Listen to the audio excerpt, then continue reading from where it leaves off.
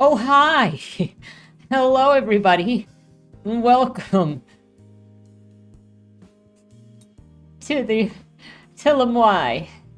I hope you've I'm sure I'm sure you've noticed my new roommate here,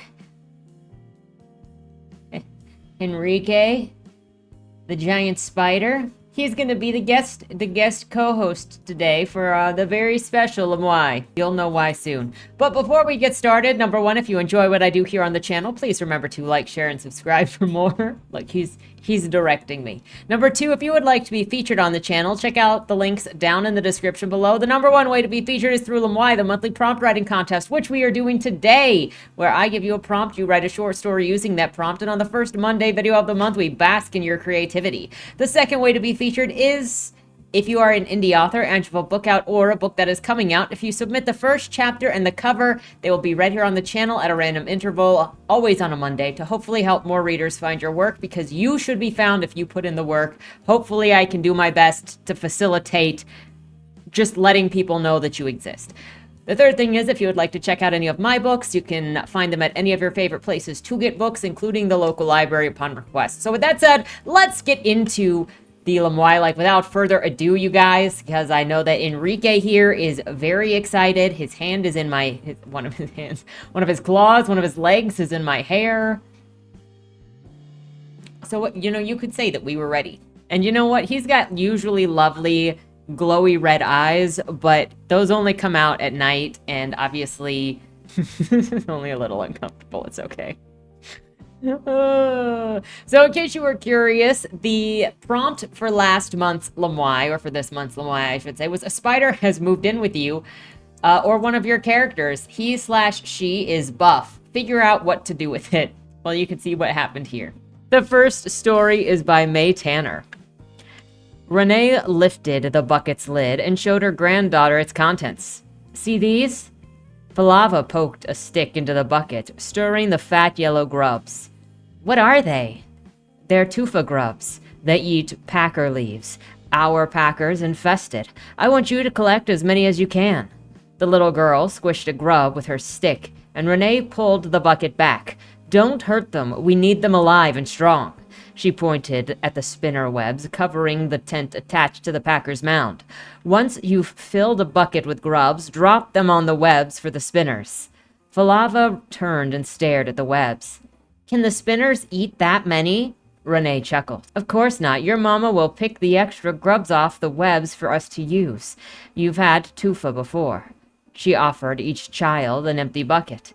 Once her granddaughters had scattered across the packer's back, Rennie brought her bucket to the tent and dropped bugs onto the webs. Danja emerged from the tent and regarded the webs. The largest spinner popped out of hiding and pounced on the grub. Are there enough grubs for us to make new scarves? Rennie stroked the back of the spinner's abdomen as it wrapped the grub in silk. It depends on how many the children gather. I collect enough for dinner. Give the queen here the biggest grubs. The spinner, who'd learned to associate the sound queen with herself, waited for the monsters to remove the extra grubs from her web before she dragged the last one into her hiding place to feed. As she pierced the silk-wrapped grub with her fangs, a familiar scent invaded her den as a male entered, carrying a grub, which he presented to her. Queen accepted his offering and ignored him as he climbed on top of her abdomen. He'd mated with her before. Such a clever male to have survived long enough to breed again. At dawn, Gillen directed them to his post, and the family bid him goodbye. Rennie pointed down the slope to the ruins sheltering the mountain's shadow. Look, children. There it is, Yeffle City. Falava and Celia stared at the ruined city.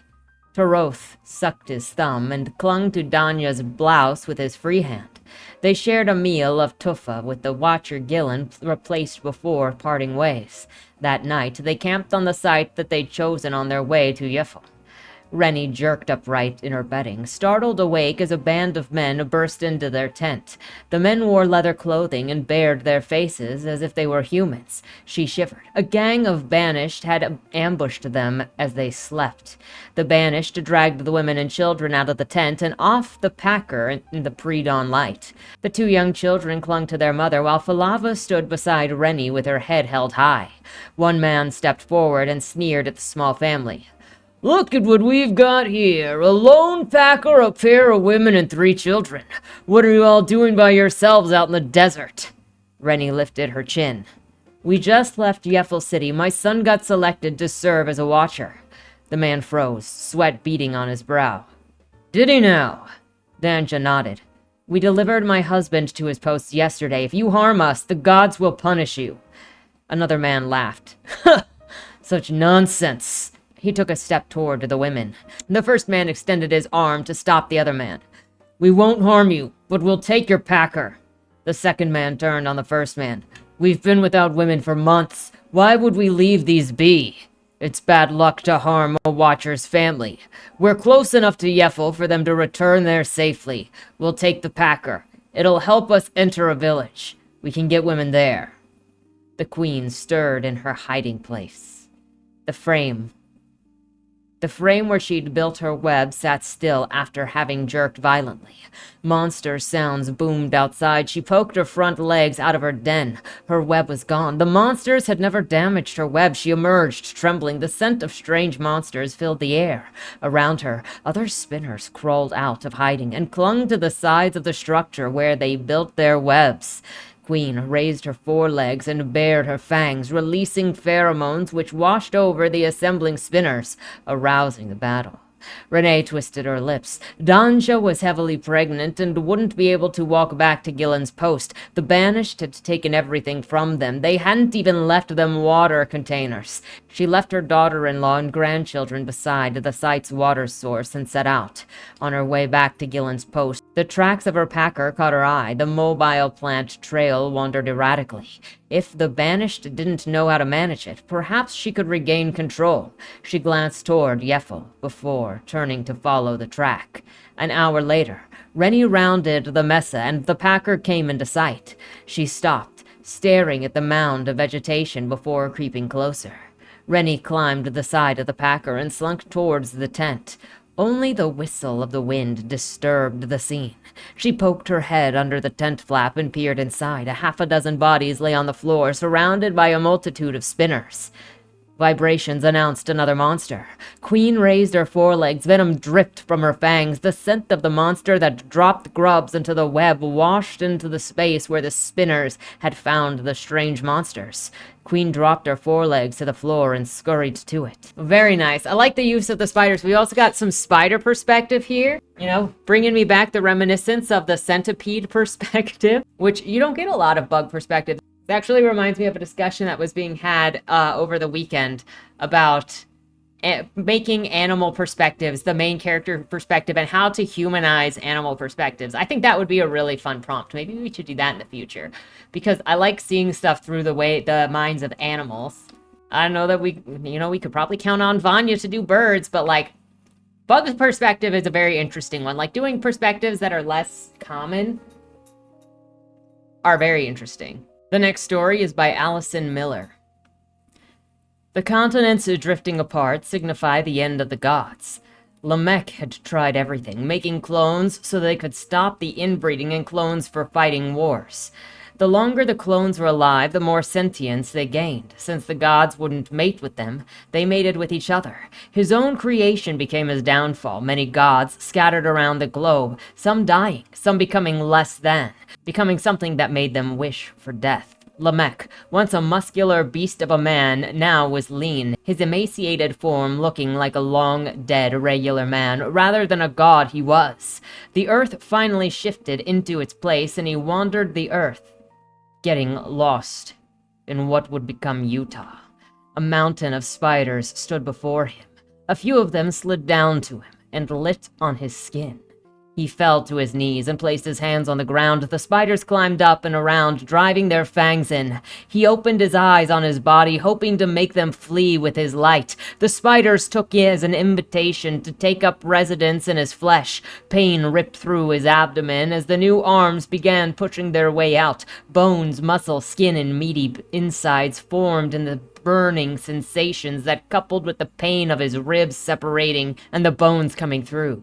The spiders wrapped him in web, pulling him into the ground. A red-eyed tarantula leaned in, clicking its fangs at him. She spoke in a language only spiders know and jabbed her fangs in his neck. Venom filled his veins, and the new arms retreated as he was brought to his knees. She touched his head with her front left leg and bid him go on this way. Years and years of suffering were extinguished when she and her babies gave him new life. The story of the gods turned into one god. Lamech, being there on Pangea, was able to travel through what would become Israel and many other places God was seen.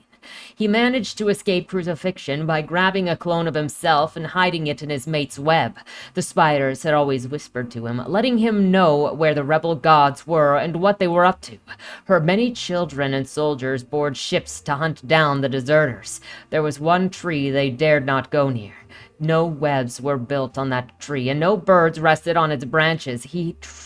He shared some traits with the fabled deity, such as being able to hear the prayers of the people who had nowhere else to turn. Their knees creaked as they knelt in supplication on their wooden floors, and many of them began praying for the fog to lift, the women to stop disappearing or returning damaged. They cried out, one and all, for their reprieve from the watchful eyes of the trees. Fort Johnson was gripped in fear and reaching out to anyone or anything that would listen. Even trapped underground, Lamech still heard her whisper. They'd taken a victim, and she was powerful. The spider couldn't come for him yet. He would have to wait until, like always, Ishmael grew tired of his latest victim. He never gave them his gift before, only left them with cursed children and empty souls. The tree witch was the one who started the downfall of the gods. She thought that she was above procreating with the clones and would only consummate any sort of relationship with the one made from her brother. Their incestuous brat had run through the men of Fort Johnson, discarding them the way her father/uncle had. The tapping above him increased a little at a time, and there was a difference between a tree witch moving and going somewhere else, the witch summoning energy from the earth, and Ishmael scoping out the new victim. It was the spider. She was nearing the end of her life, and she was going to use the last of her strength to get them free. Dirt fell on his face, getting in his many eyes that he couldn't close. He had not released the spiders to get the townsfolk out of the woods. They could have helped him. Slowly, as the light filtered in, the tiny spiders repelled down into the hole. Each one of them bit into his skin, releasing their venom, the eyes of his head blinking away the dust and produced tears. The eyes in his torso wet with tears, and slowly his bones snapped back into place. Each crack echoed through the hole. The flesh pushed itself back, sounding like fabric tearing. Each joint popped into place, sounding like a river of stones colliding against each other. The scream that he held in escaped his lips. Each tiny little bit seemed to stretch out to infinity and burn with intensity. Bigger spiders funneled in and bit his still contorted flesh and eased him into his natural state. His arms flew up of its own accord, and he gripped the dirt, grinding his fingers into the ground and pulling the other arm free. He stifled his pain, pressing his lips together.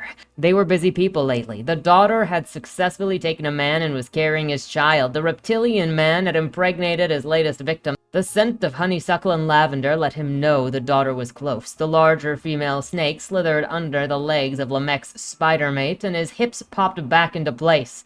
He was able to move. As he peeked up, he saw the tail of the snake tucked under the pit that she hid when she needed to digest her latest kill.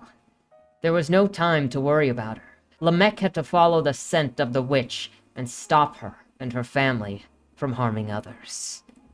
This is a very interesting, it feels like an origin story of a bigger thing. Maybe not, it doesn't necessarily have to be a novel, but the start of a war, a start of a journey, the start of mythology. And obviously one of my guilty pleasures, one of my favorite aesthetics is like the mixing of mythological stuff with like real stuff where you can see historical things or like weird phenomena and then put some sort of believable thing on top of it that's mythical or mythological or folklore.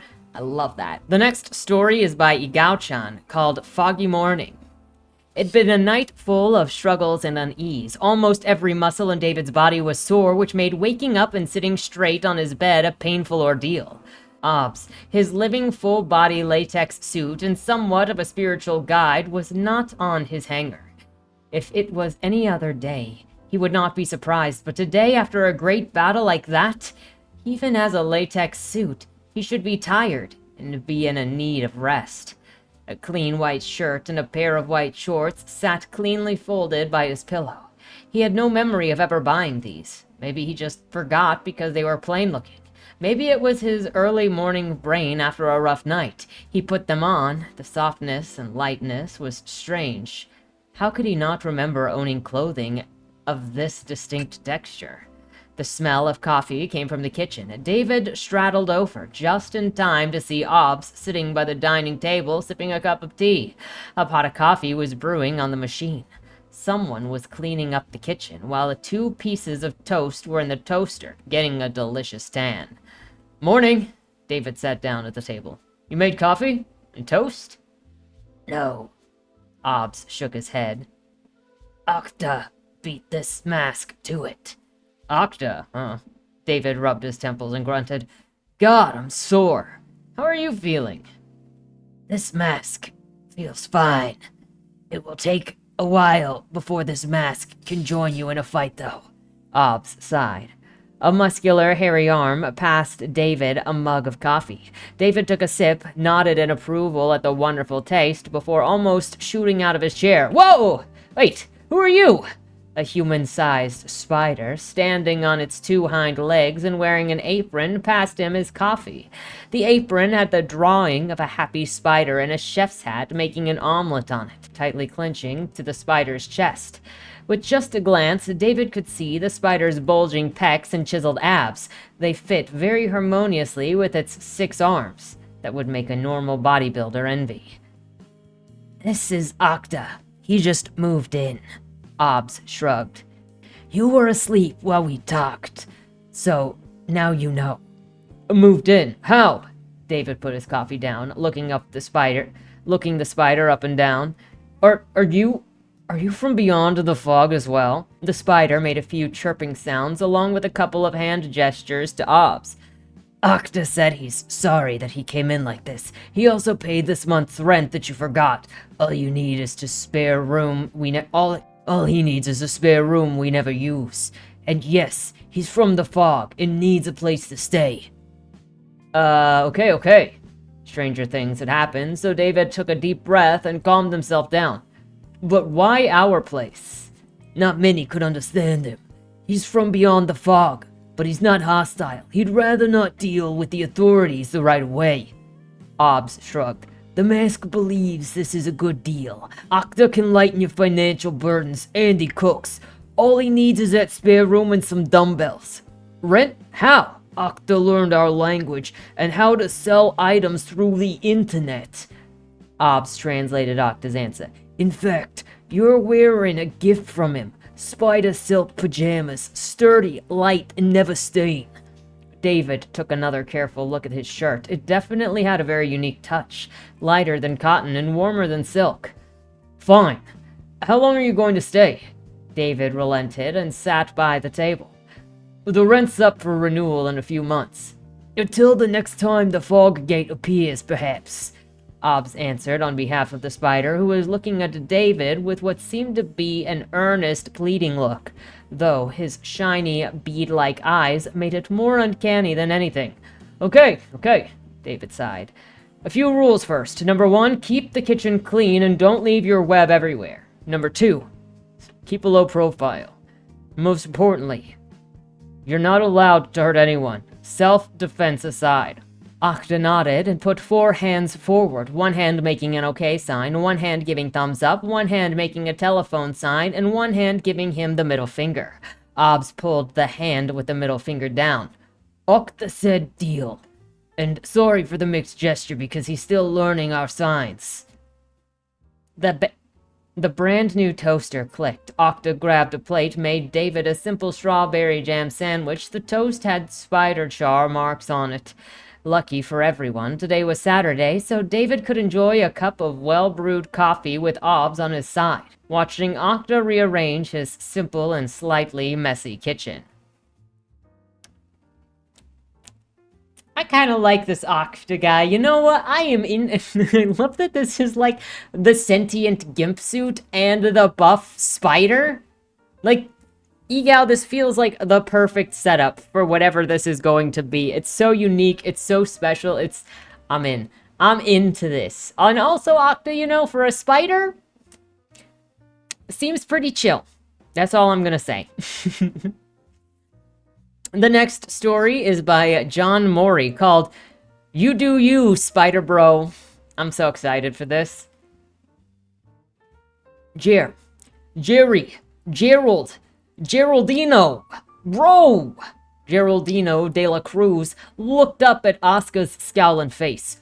What? You need to get rid of that spider, bro. I can't take it anymore. My girlfriend said that she's not coming over till it's gone.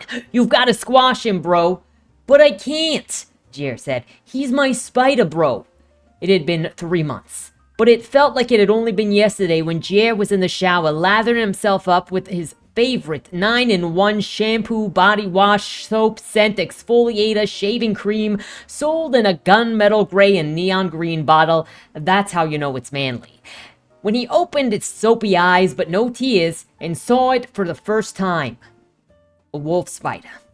Big, hairy, and splayed out over the ceiling directly above his face.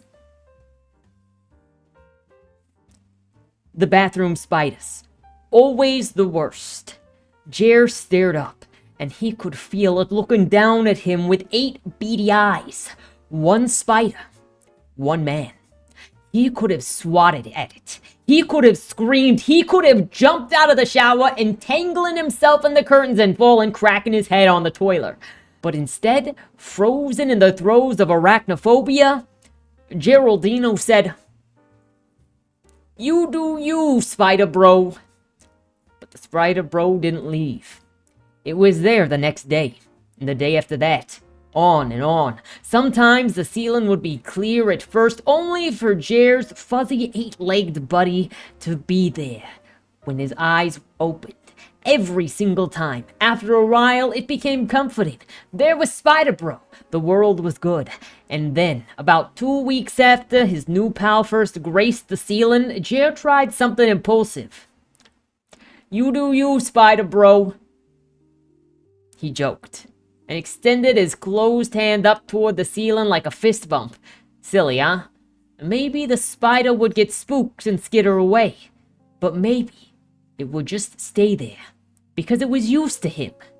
The spider had fist bumped him back, just extending its little tiny foreleg to pat against his knuckles, but damn, he felt it.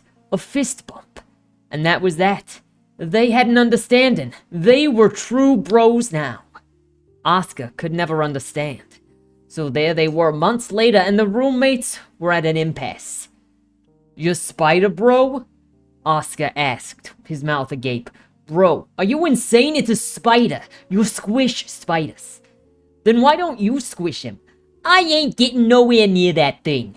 I haven't even been in the bathroom. I've been showering at Giselle's for weeks, so shut up.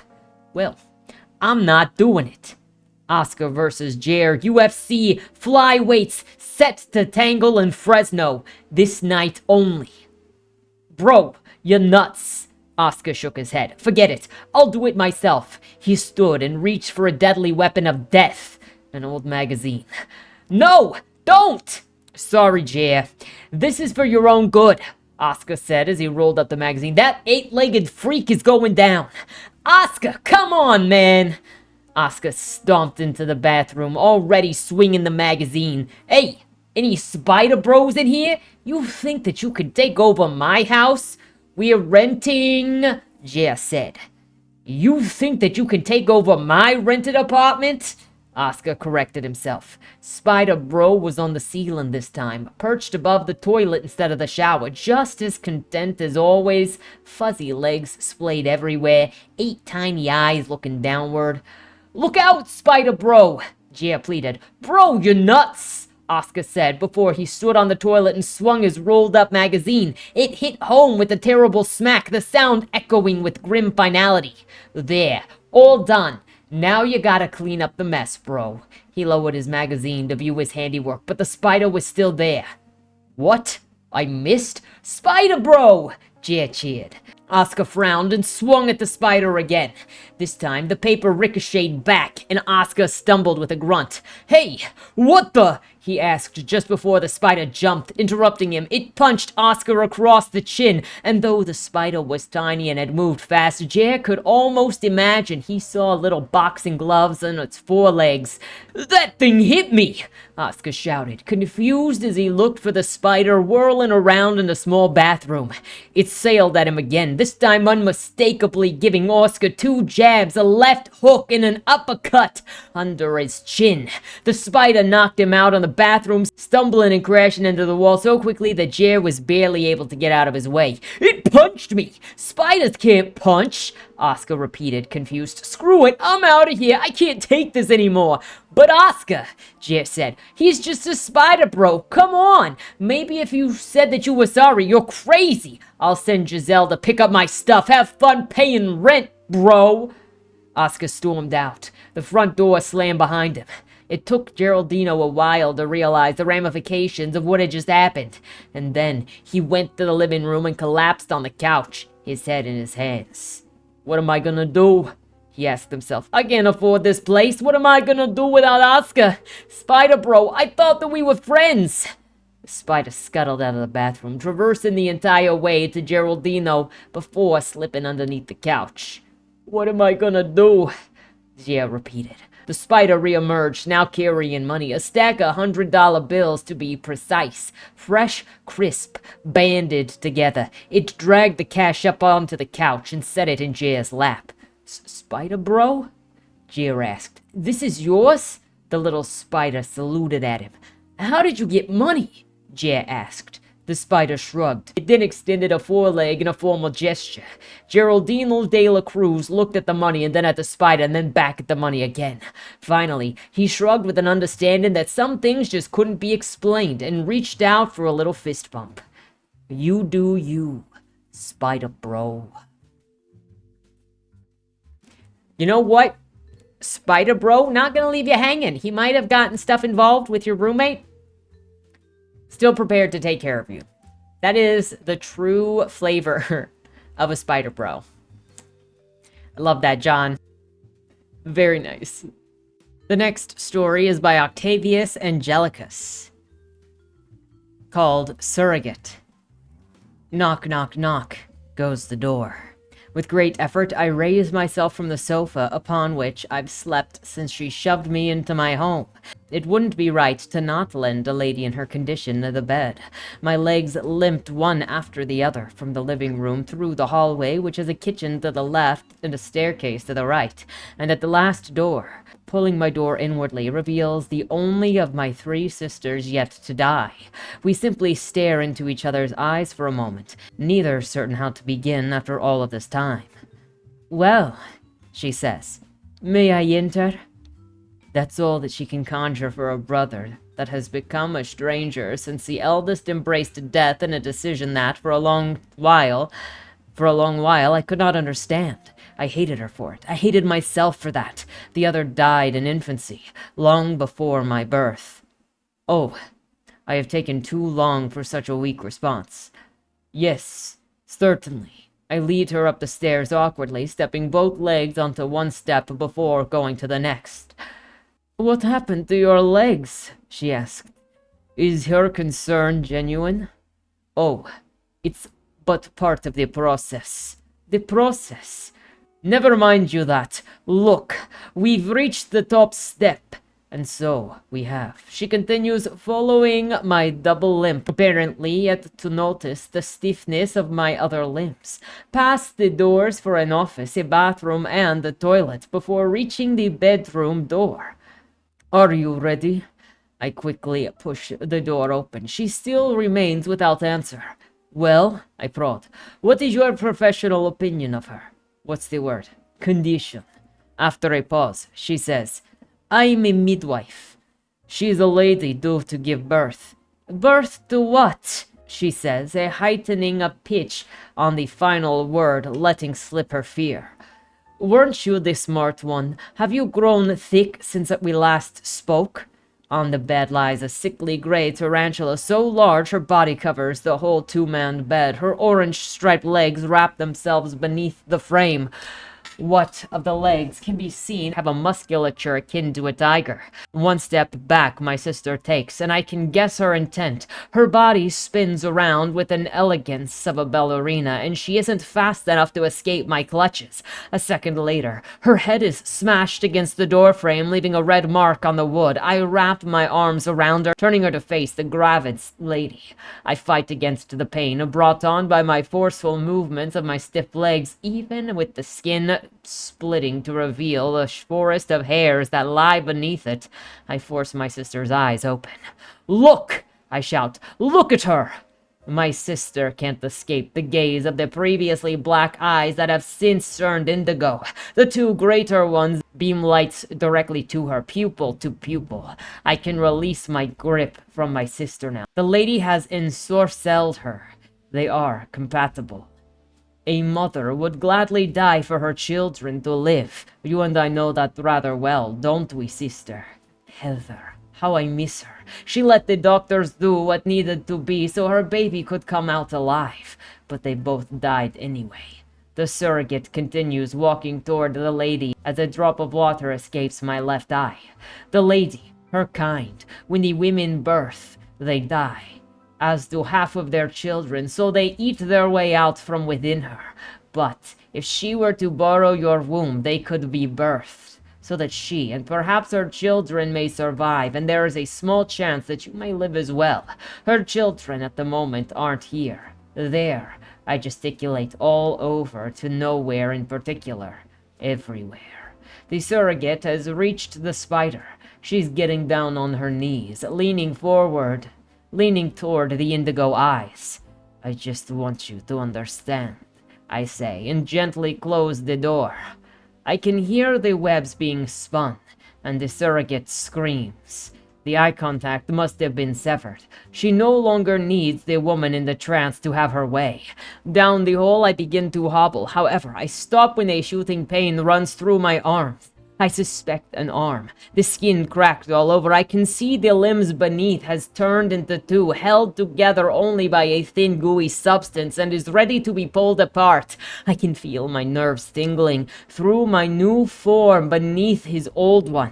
I pull the skin from my arm like a glove, setting free my two thin, hairy legs, then peel away the portions from my face with my remaining hands. It'll be useful to keep this one hand whilst I'm still tearing away what remains of this no longer useful body, I think.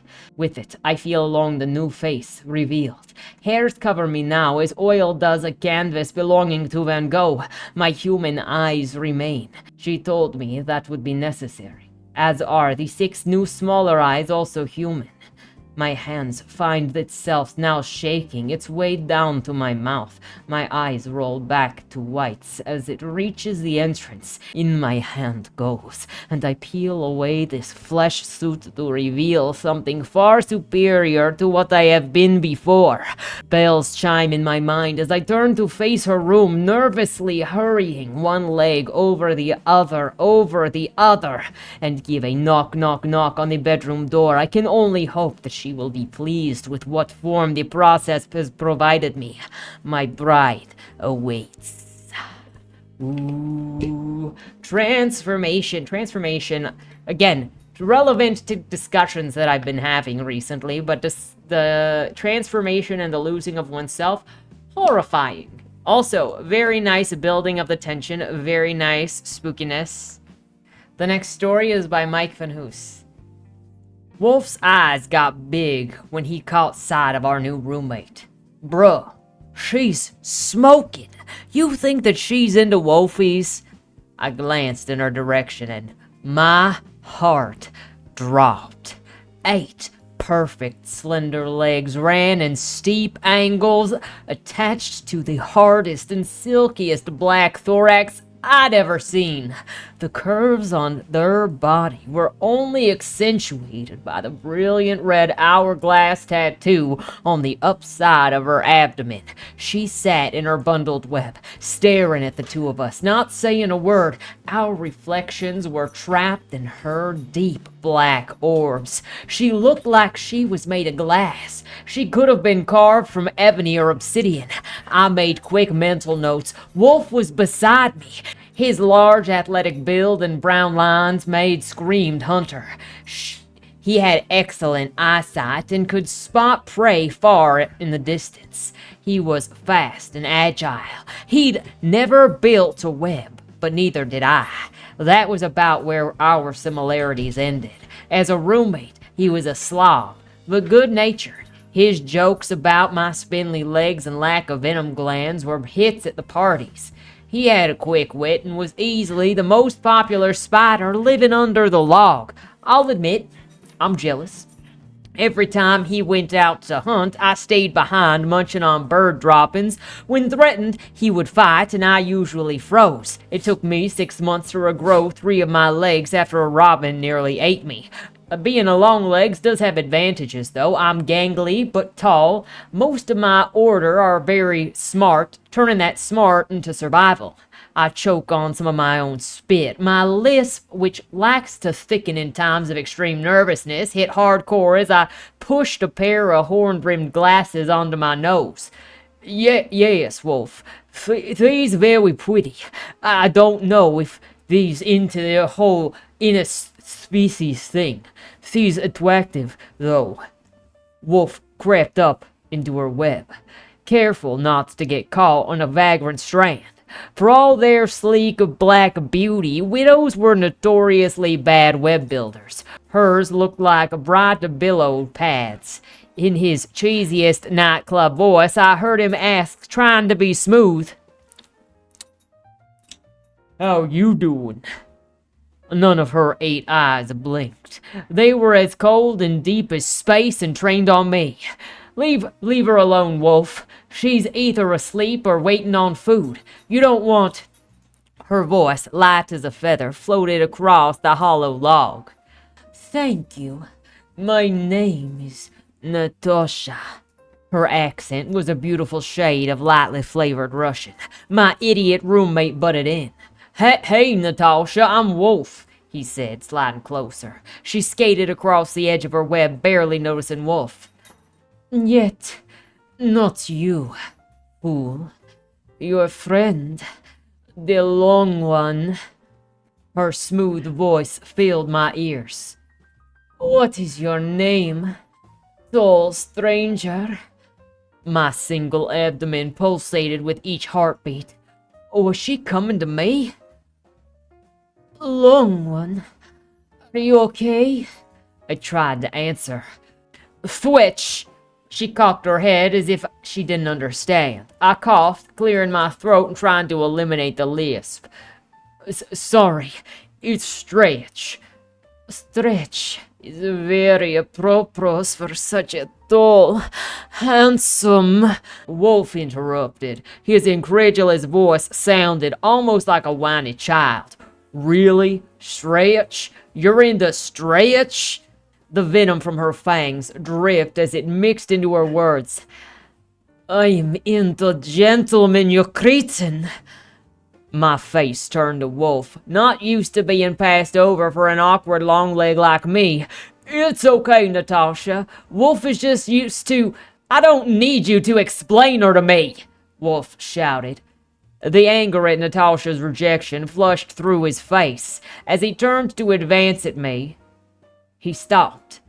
The anger on his face was gone, replaced by morbid curiosity. 3 of his legs were hung in Natasha's web, pulling against the springy silk. It wasn't long before Wolf's entire abdomen and 6 of his legs were bound by a woven white mesh. Natasha's deep black eyes gave nothing away as she spoke to me. "Pardon me. I must attend to the web." Natasha made her way to Wolf, who by now had managed to entangle his entire body. He continued his useless fighting and pulled against the haphazard interweavings of her web. Thinking that she was going to undo her bindings, relief sounded from Wolf's voice. "Natasha, thank you. I'm sorry that..." Scurrying quickly up her web, Natasha mounted his trapped body, delicate but deadly. Her fangs flashed like needles. "Holy shit, that fucking hurts! What the fuck, Natasha?" Wolf's words slurred. His eyes glassed over, and drool dripped from his mouth. I could hear him mumble something about how this could not be happening just before Natasha wove a muzzle around his mouth. Natasha recoiled her fangs just for a moment. I thought she smiled as she spoke.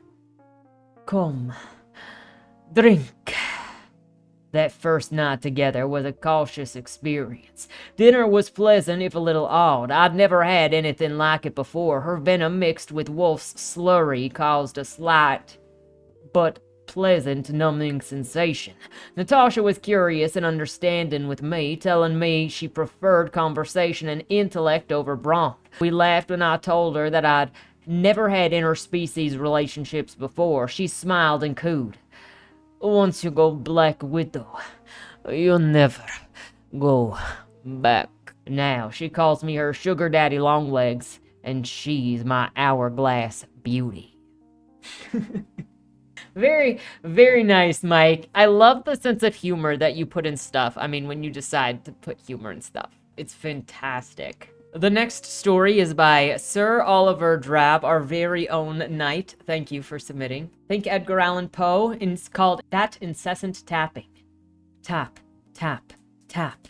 Again, he does this at night. Consistently around me, providing little respite. Perhaps it was because of my presence that I had to endure this from one Archie Spider Pence. Tap, tap, tap. Considering his appearance, that of which was enormous, one with limbs long and staggered, blackened voids numbing 8 across his face were scattered. So prim and proper, thought Archie, with his little tie and large-brimmed hat, but I could see through his folly and his incessant racket. Tap, tap, tap. I bury my face deeper into my paper, trying to make my vision taper. From that, perhaps the most embarrassing sight of one Archie Spider Pence fight, legs uncoordinated, with black shoes and soles plated. He prances and scatters here and there. God, is there no end to my despair? Tap, tap, tap, minute after minute, up the walls and across the height, hour by hour, until the descend feeling most dour. Perhaps now he will give up his plight. Perhaps tonight I can have some peace and quiet. Tap, tap, tap. But nay, says Archie Spider Pence, resolved to finish his eloquent dance. There is just no end to the tapping. Those tapping shoes keep tapping and tapping. I must find solace somewhere else. Some place where it will quiet this pulse. The attic, the cellar, the servant's closet. Hell, smash me into the mail deposit. Tap, tap, tap. Must I shout it out to this dancing spider that perhaps is a reminder he does not reside here alone? Or should I remind him with a stone? The paper crinkles in my hand, rage building like territorial stags, plumes of smoke billowing forth from my face. Can Archie Spider Pence not see that he's a disgrace? Tap, tap, tap, bolting up from my soft leather seat, determined to place this spider under my feet. I race toward my ward, reach inside and pull forth my sword. For one such as Archie Spider Pence, it is time to seek penance. But as I returned from my ward back to fight that incessant spider lord, all had gone quiet, with no sign of Archie in sight. Thump, thump, thump. The sound was new, and yet nothing was in view. Treading cautiously, I stepped forward, eyes scanning as I held up my sword. Thump, thump, thump. The pounding was close. I suddenly felt naked, so I froze. It was behind me, growing louder, presenting the true might of his power. Clicking of mandibles echoed in the chamber, as if he is enticing to make me his flavor. With a powerful gulp and with all of my weight, I swing my blade to bring Archie Spider-Pence to meet his fate. Thump, thump, thump. The blade cleaves only the air. There is no spider anywhere. Blindly I search high and low, desperate and scared of his massive foe. Desperate and scared of this massive foe. It's when I pull open the cellar door that I knew that I was nevermore. With webbing sticky and thick, Archie Spider-Pence lunge is too quick. That silk wrapping me up with a tight stitch. Tap, tap, tap. My light begins to fade, as I now hang here forever in my fate, listening to Archie Spider-Pence tap, tap away. This would be really cool with, like, illustrations. Not, like, necessarily a kid's book, but also, like, a kid's book with, like, oil painting style art to go kind of with it. Like, the rhythm of it is so good. I get what you're saying, not just with the Nevermore reference, but I get what you're saying with the Edgar Allan Poe. Very nice. The pacing was good. The read was easy. The imagery was fun. And obviously, you never mess with the spider that moves into your house. You become the spider bro's friend or lover, or you die. Like, those are your options. I'm sorry, there are no other options for you. The next story is by R.S. Alessi. Carl unlocked the custodian closet to admire the beautiful machine that lay within. Hours he'd spent picking up cigarette butts and empty chip bags, wiping up soda spills and grease stains, the usual mess left behind by the little shits who occupied his school during the day. It was his job to return the school to its proper state, surfaces scoured clean and floors buffed to the high gloss. Carl popped his earbuds in and fired up the floor scrubber. To the dulcet choral harmonies of Carmina Burana, he traveled up and down each hall, smiling each time a scuff disappeared beneath his whirling brushes. In the hall behind the auditorium, a noise penetrated his earbuds. There should be no noise but the floor scrubbers, because he'd run the remaining students off at 5:30. Disgraceful. How students were allowed to linger on campus unsupervised between 3:30 and 5:30. He was always finding them in unexpected places doing inappropriate things. Threats to call the cops set them running. And that brought him some satisfaction. What did not bring him satisfaction was hearing a noise in his school after 9 p.m. He'd locked all the doors. No one should be here. He turned off the floor scrubber and removed his earbuds. There it was again, a girl shrieking like she was being murdered. He considered giving whoever it was doing the murdering enough time to finish her off, but that would still leave him with at least one student to deal with, and murders were messy. He'd be the one to clean it up. Best nip it in the bud before it got that far. He followed the intermittent shrieks up a narrow stair to a landing which ended at a door. By experience, he knew none of his keys worked in this lock. Today, the door was cracked open an inch. Damn trespassing kids couldn't resist the locked door. He poked his head through the partially open doorway. The large space within was half filled with painted theater sets and racks of clothes. Busted swords, wigs, and other assorted props lay scattered about. All this was very fascinating, but mostly he noticed the trash, mounds of it. The storage room of forgotten costumes and set pieces at the same point became a hideaway for truant students, and they'd left behind their usual mess. He almost turned around to fetch a garbage bag, except that in the middle of the room a girl jumped around wildly and screamed, "It's chasing me! Oh my God, it's chasing me!" Carl was almost 47, but his vision was still excellent. On the floor in front of the girl, he spotted an offending critter, a black hairy spider the size of a dime. He recognized it immediately, a jumping spider. Generally, he left them alone. Instead of spinning nasty webs, they hunted their prey. In a way, he and the jumping spider were kindred spirits, territorial and tolerant of trespassers. While the spiders took care of the bugs, he took care of everyone else. "Why are you just standing there? Kill it!" Carl strode over and lifted his foot. He froze mid-stomp, remembering that he liked jumping spiders. He spun on the girl. You, what are you doing here? No students are allowed on the school grounds after 5:30. You know the rules. This is my room. Now kill that spider. He turned back to the fluffy little critter and smushed it flat. Why did I do that? Don't worry about it, the girl said. Forget you saw me and go back to work. Carl walked out of the door, down the stairs, and sat on the floor scrubber. He thought about the jumping spider he'd smushed and the abandoned storage room packed with garbage. Dust, too. He couldn't buff the floor until every room in the school was clean. That was his rule. Otherwise, the stirred-up dust would settle on his freshly cleaned floor. He headed for the custodian closet to grab his cleaning cart and mop bucket. With both arms full of rags, disinfectant spray, and garbage bags, Carl mounted the stairs again. He froze at the door. A girl was moving around the room, picking up trash. She was cleaning? He stared at her. There hadn't been a girl in the room a few minutes ago. No students are allowed on school grounds after 5:30. You need to leave. The girl looked up, scowling. What are you doing back here? It's my job to— Hey! I'm the one asking the questions. No, you aren't. She looked him over. Did you come to clean? Yes. Perfect. Then get to it. He frowned. But you— She patted his shoulder. Ignore me. I belong here. He shook his head. Something wasn't right, but he couldn't put his fingers on it. Best to stick to what he was good at and worry about the rest later. After an hour of sweeping and scrubbing and mopping, the storage room was as clean as every other room in his school. He stood in the middle of his handiwork and smiled. Are you married?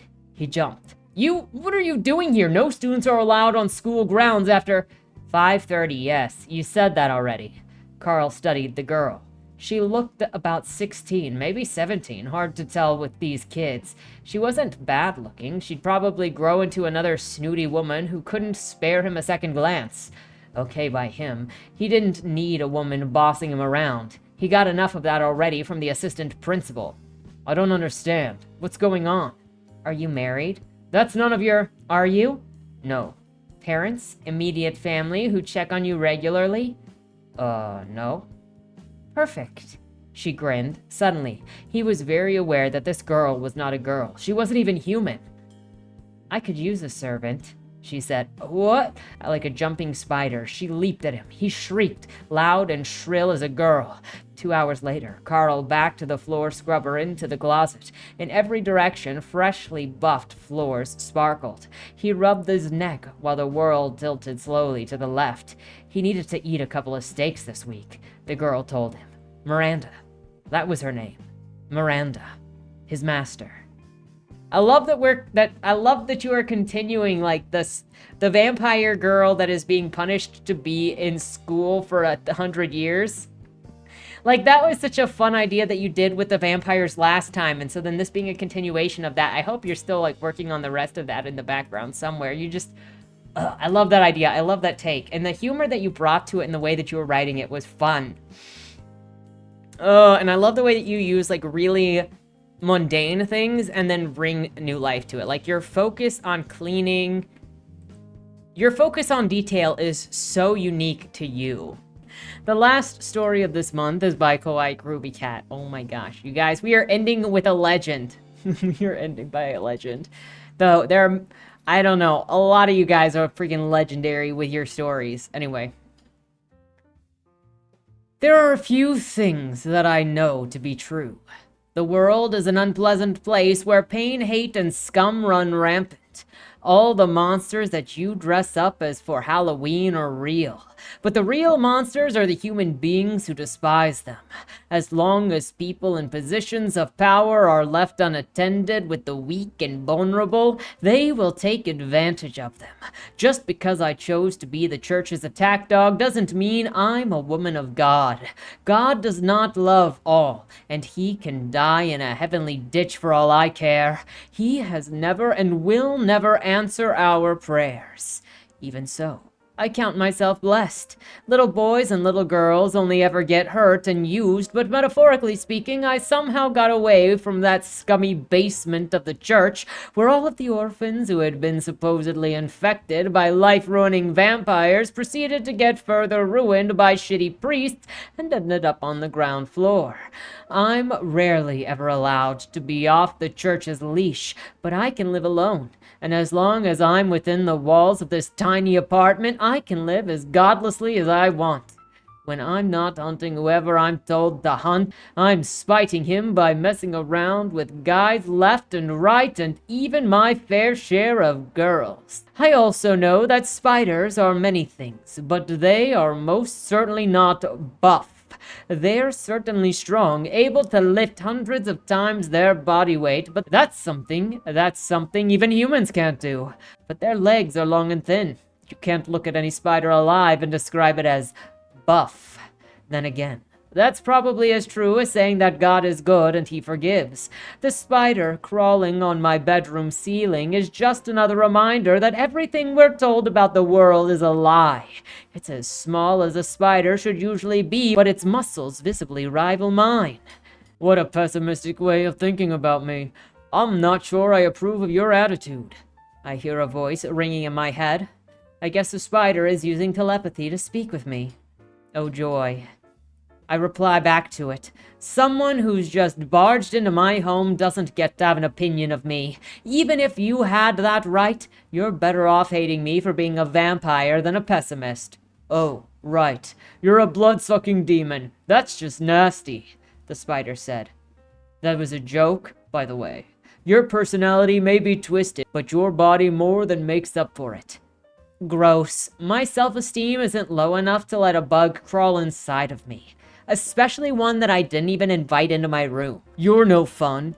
And I'm not just some bug. You're supposed to be an expert on everything that goes bump in the night. Doesn't my presence feel even a little bit different from that of the regular spider? I sigh. You're some kind of demonic creature or whatever. Good for you. Why am I supposed to give a shit? The spider proceeds to say something ridiculous. Because you're not quite a witch, but you're close enough to suffice. And you've got a nice ass to boot. So in other words, you want to be squashed right the hell now. The spider suddenly drops from the ceiling and lands on me. I would advise against that, probably. What happens next is so quick that I can't even comprehend what's happening until I've been slammed to the floor, landing right on my back. Ha, fuck! Jesus, mother of... I don't even bother telepathizing anymore, and when I realize what's just happened, to say I'm pissed would be an understatement. Did you just German supplux me? I told you that it would be a bad idea to try and squash me, the little shit replies, as though that counts as a proper explanation. Look, I just want you to at least pretend to take me seriously for 5 minutes, and I didn't think saying that the devil sent me would cut it.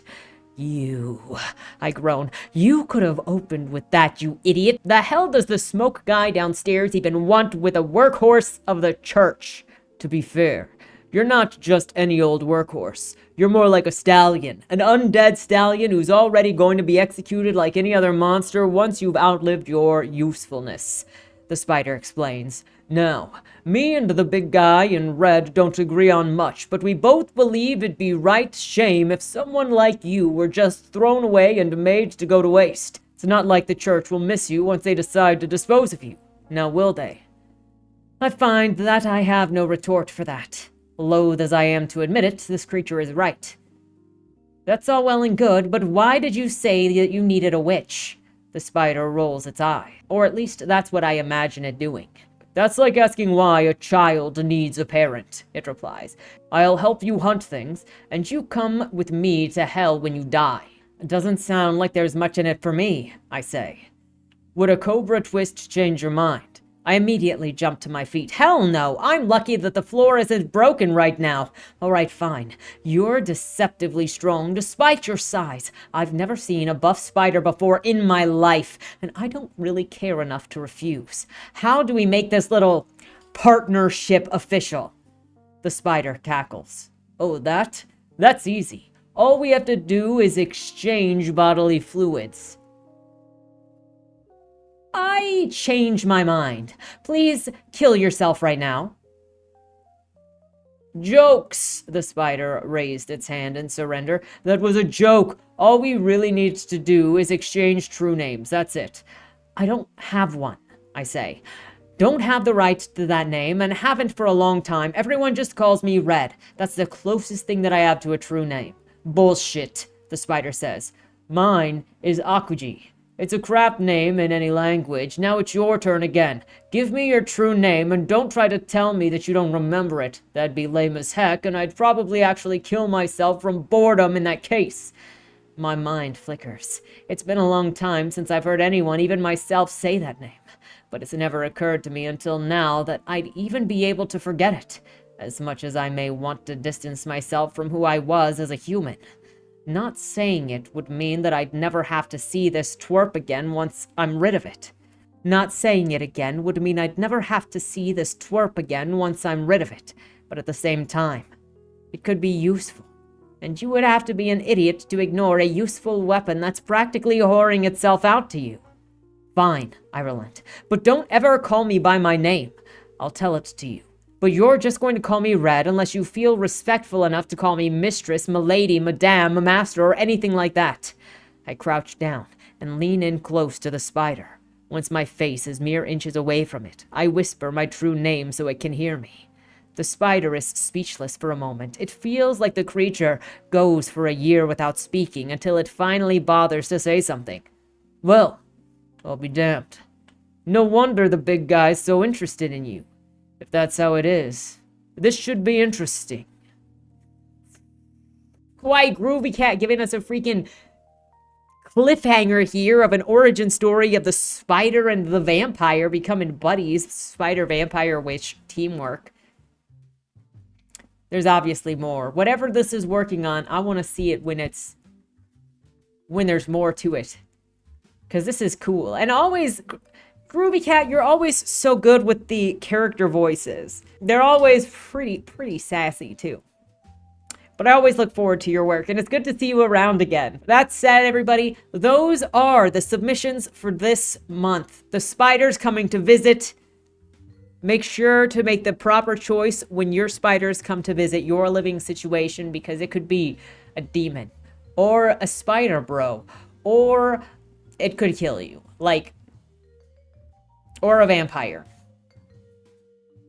There are lots of options. Make sure you take the correct one. With that said, let me know what your favorite story was down in the comments below. Check out LMIAY for next month. It's pretty specific. So I'm sorry if it loses, if it's somewhat lost. I'm only a little bit sorry if